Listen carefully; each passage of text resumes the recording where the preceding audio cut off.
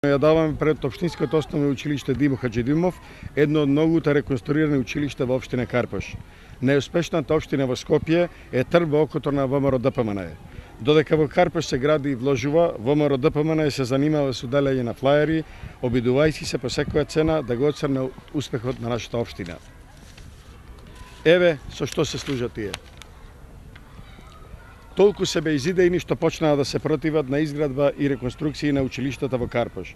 ВМРО ДПМН се противи на одлуката на Советот на општина Карпош 3 милиони евра од продажбата на привремената општинска зграда да се употреба за реконструкција на 4 основни училишта во Карпош.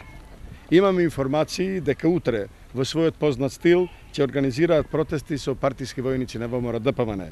Ги повикуваме својот протест да го изразат пред жалните врби или пак пред најскапата ограда на Коца Трајановски.